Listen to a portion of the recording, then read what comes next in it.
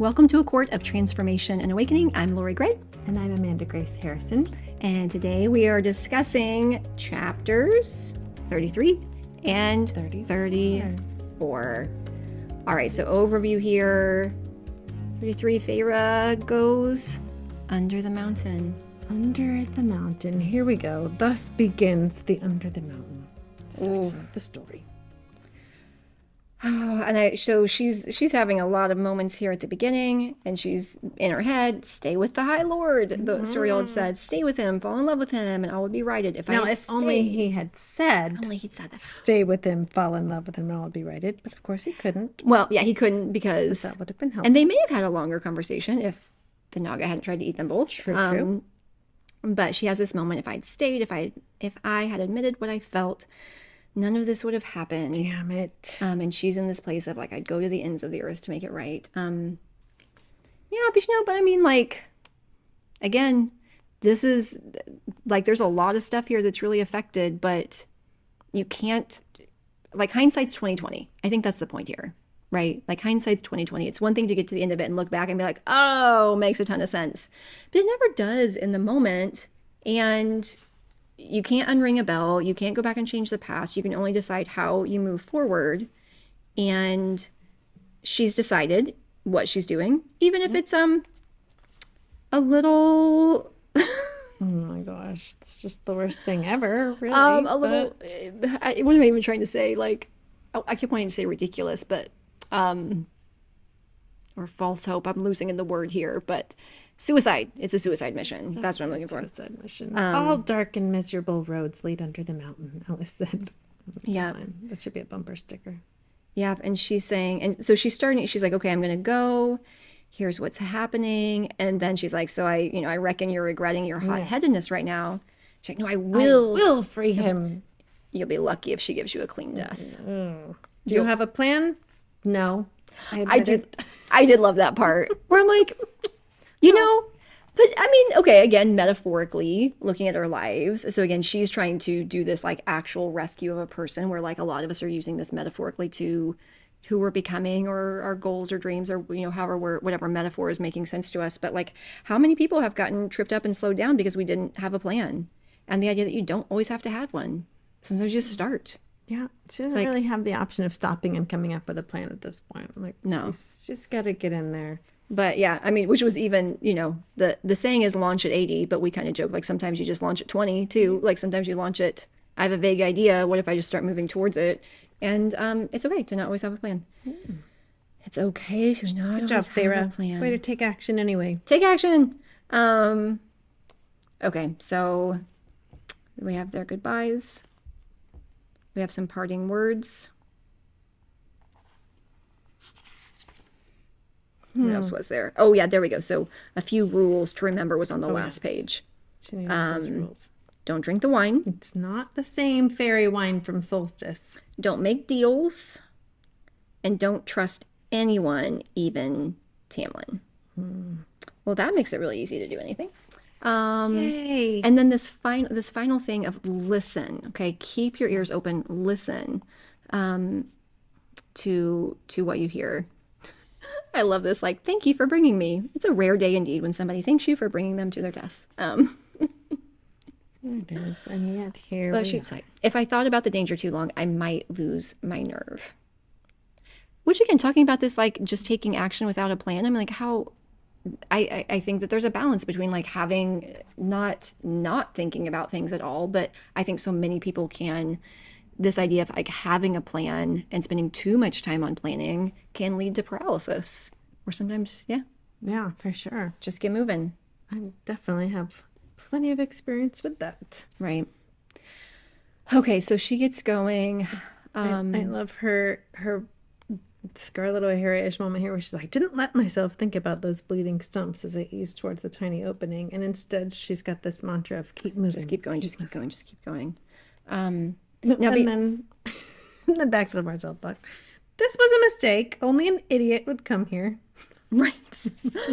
Oh man. Now, right before this is something. This I think is something we might discuss like deeper in some of our group things. But so she was talking about. She's hoping she doesn't run into anyone, because she came armed with weapons, Mm. but she's recognizing she may need to use them. And I'd had a little bit of discussion with one of our members in the group about, as we're using this work to really look at ourselves. And, even going back all the way to chapter 1 of Feyre hunting. And it's like, how many of us could do that if we had to? Like, taking the life of an animal is so hard. And I think that there are a lot of people who, it's like, in that situation, if it was kill an animal or starve, like, could you bring yourself to do that? And I think some people recognizing maybe they couldn't, and do, what do we think about that? And what she had to become. But then now she's facing this idea of, okay, so killing animals, that's one thing. Killing the Naga, because they're Jeez. creepy as all get out, Yeah. is something else. But the idea that, like, I might run into High Fae. Like, I might run into these other people. Like, am I actually willing to kill them, to move forward, and sort of what we're willing to do? And so we see throughout these books, and we're really seeing them now, our characters being faced with hard decisions. We get into this, I think, is starting to jump into previewing a lot of morally gray and hard calls we're going to have to make. But she's already thinking of it now. It's like, okay, I came in here to rescue family, but what if that Yeah. requires killing somebody else? Like, am I actually willing to do that? I'm not gonna get out of here. Just gonna grab him and leave. And these people who I'm gonna have to, like, hunting the animals, but now these things that I'm hunting aren't animals. They're fairies who could torture me endlessly until I begged for death. Yeah, So but it's a still, different situation, similar. oh my but gosh. But those sort of deep conversations, I'm like, oh my gosh. Okay, so like, as a mom, I remember seeing this video one time where a man tried to steal a woman's car and her baby was in the back seat. different. And this was a time whenever I would have considered myself more of a pacifist. Like, for the most part, I'm like, gosh, I do not typically think violence is the answer. I'm like, I'm not, I don't think violence typically makes anything better. I think violence escalates that. But I'm like, if my baby was in the back seat and this person was trying to take my car, I'm like, what wouldn't I do? And it's like, and I realized in that moment, I'm like, of course I would be violent. I'd be very, very violent. Like, probably to the point of, if it was, this person is going to drive off with my infant or I murder them, would I? I had a chunk of time where I spent, and motherhood did something to me, because it was an interesting thing to have these. I feel like in some ways, before I became a mom, having clear black and white lines about what was okay and not okay, living in my insulated bubble, it was one of those places. And again, motherhood and meeting other people with more difficult stories, and realizing in real life, people are sometimes put in situations where it's not this like, oh, this is the perfect right answer. I'm like, no, I don't believe in violence. And also, would I murder this person so they don't drive off with my baby? I'll definitely Probably. name them. Right? Gosh, it was a hard thing, but these sorts of conversations, and like that deep knowing of ourselves, and I think that was the thing, like, and even knowing, I'm like, I would do that even though it actually is in contrast to what I say that I believe right now, or what I think I believe about violence. I would still do it. And that was an interesting thing to like sit with within myself.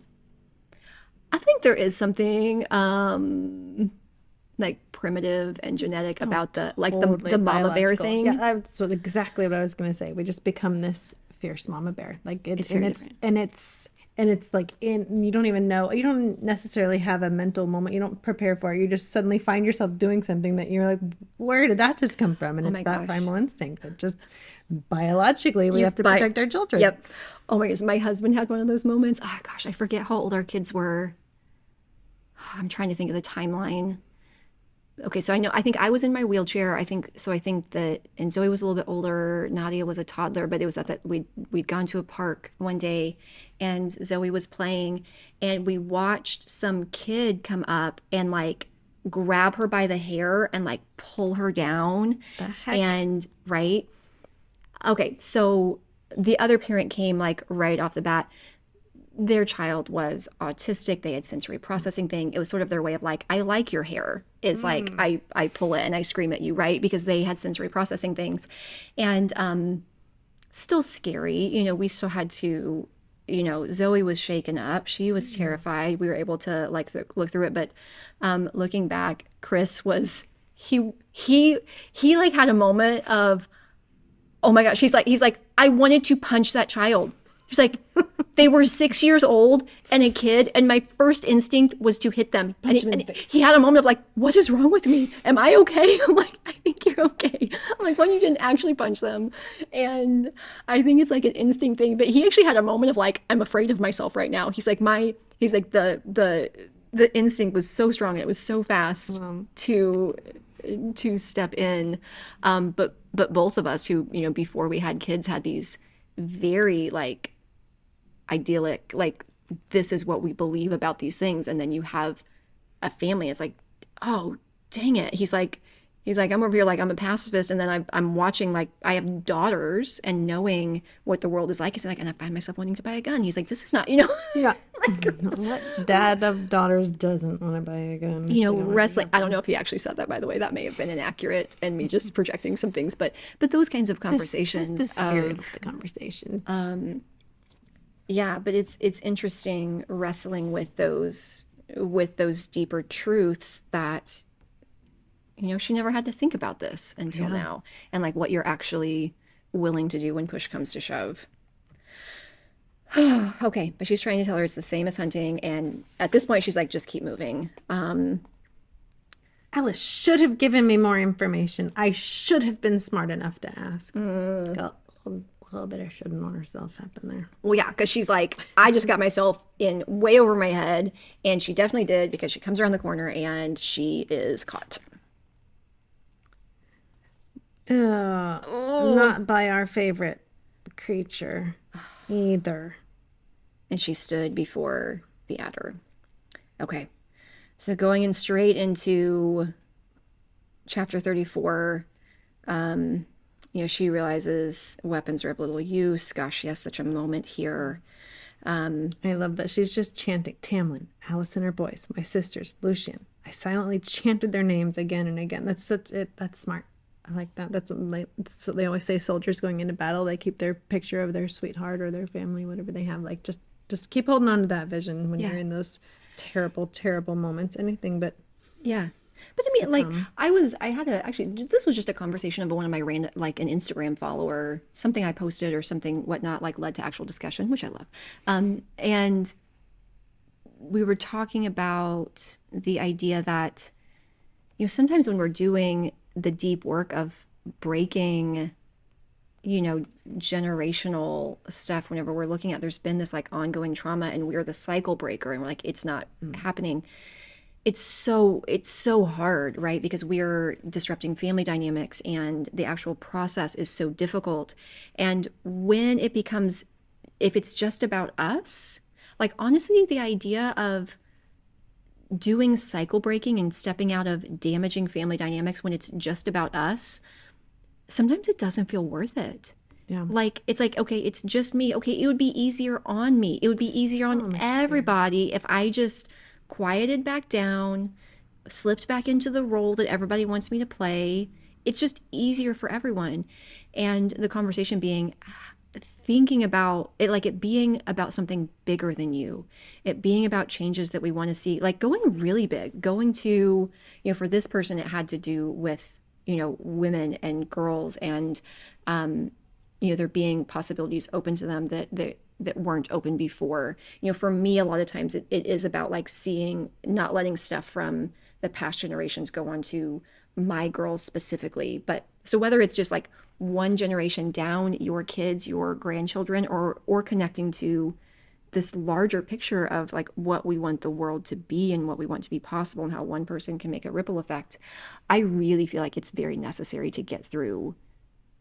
It's, like I said, it's in a lot of things, but especially in this like cycle breaking work, because most of the time I'm like, this is a million times harder than just like if I went home and I just pretended to be who I was in high school, everybody'd be fine.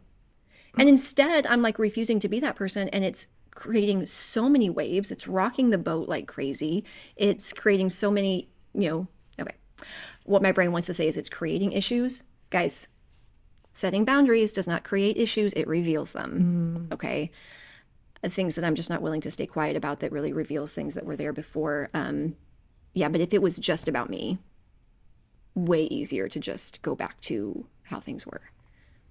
So we've got to have that vision. We've got to have that thing that's outside of ourselves, whether that's just our own kids or whether that's some big thing for like all of humanity. Yeah. But otherwise, I don't think we get through those. We don't get through those hard times. If it's just us, we don't. Okay, bottom of this page. Call back to art. This sentence. Okay, so she's walking through the pillars. Okay, that small part of me that had again become trivial and useless. Yeah. Noted the carvings. Okay. And the idea of like, okay, I used to think of it, this is like emotional reasoning. I used to think of it as trivial and useless as it was, and then it wasn't. Okay, it became trivial again, like because now they don't need it. Now that I'm No, Vera. dealing with death. Your circumstances changed, but it's still, she's still got, it's almost like she let herself engage when there wasn't anything going on. But like this tells me she didn't really resolve her deeper judgments of this. This reminds me of when people do self-care because they really need it right now, but they haven't really developed a healthy relationship with self-care as being a thing that you don't have to earn. Like they just took self-care and put it inside of their patterns of earning. They're just applying it to the same thing. Like they haven't really done the deeper work of changing their relationship to the concept. They're just finding a way to fit the concept into their own framework. I'm like, she was painting, but not because she really got to a place of having a healthy relationship with it. But interesting how, I guess it's not really her skill, but it's just, it looked, when she sees, this is the first time she's seen the adder in real life. Last time it had been invisible to her, but when she's looking at it as it's carrying her along, it looked unnervingly identical to how I had painted it, which is very interesting because I thought that was fascinating too. Terrifying. Oh. Okay, so okay, the rest of this chapter, I think there's a lot for me that's really just moving the story forward here, where she's taken before Amarantha, and she tries to do what she wanted to do before. I came to claim the one I love. And she was like, perhaps the curse could still be broken. No dice, Feyre. Sorry. Wouldn't that have been nice though? That would have saved us all this under the mountain time. Oh, you love him? Damn. All I had to do was give you can have him. Everybody's free to go. Definitely not. So, and then we have this moment, oh gosh, that we were just talking about, where she realizes, oh, this human girl is saying she loves you too, so this must be the one. So you let me torture that innocent girl to keep this one alive. And she seems pleased by that. Ooh. Super. Calls her a human worm. Oh yeah. We've got all kinds of stuff here. These are so good for Feyre's self-talk later. Yeah. I don't think she's ever going to call herself a human worm again. But yeah, just lots of mess. I have nothing but that marked on those pages. Just anything else? Okay. Yeah. It's just awful. This is just awfulness. Terrible. Lots of stuff. Keep going. And then, so her initial plan of like just release him, that's not going to work. And so instead we get to the place of, I'll make a bargain with you, which warning Last deals. Resort. Yeah. Last Alice had said, unless your life depends on it. Life depends on it. But she kind of had to. Yep. It does. So she makes this deal. And we know like where Tamlin's been stone cold through this. We have this moment of when she's getting ready to agree to it, that like his face is ghastly white, his eyes are widening. It's like she could tell he's saying like, don't do it. Yeah. She does it anyway. Oh yeah. And I had nothing left but the shred of fool's hope that I might win. That I might outwit and defeat a fairy queen as ancient as the stone beneath me. And so she agrees. And then they beat the shit out of her. So that's really fun. Ay, Dios mío. Jeez. And she feels bones crunching. Okay, so this sets up our next section, but so we kind of know what's happening here. So we've got Feyre under the mountain. We've got these trials in an attempt to save Tamlin. She knows it's a fool's hope. But here we go anyway. Oh, jeez. Oh, jeez. Are you guys ready for this? We'll try to have some moments where we have some lighthearted fun, but We might go back and just reread some love scenes from earlier just to get us through the Under the Mountain. no, then we just gotta tell some stories about, it's like, remember, Chris Hemsworth, remember, do, like, That's right. butter knives. That's right. Oh, jeez. Oh, we'll find guys. some ways to make it light, but, okay, but she's getting ready to enter into this, and as much as this is hard stuff, this is such good writing. I can't wait to, and there's a lot that's coming up in terms of, I know you and I have talked about this again, not giving too much away, but there's some pretty deep metaphor coming up in some of these passages. So as much as the context is heavy, I think that what we're about to experience is some of the most significant in terms of metaphor and parallels for our own transformation. So in that sense, I'm excited to talk about it, and we're excited for you guys to come back and join us in future episodes. Yeah, thank you for watching, guys. And if you haven't already, be sure to get over to our Circle community, which is available at ACOTAR, ACOTA.circle.so. And you can go a little deeper with these podcasts by commenting and getting involved in the fan chats, or join us for one of our live events where we go deeper and apply it to our own magical real lives. We'll see you guys over there. Bye.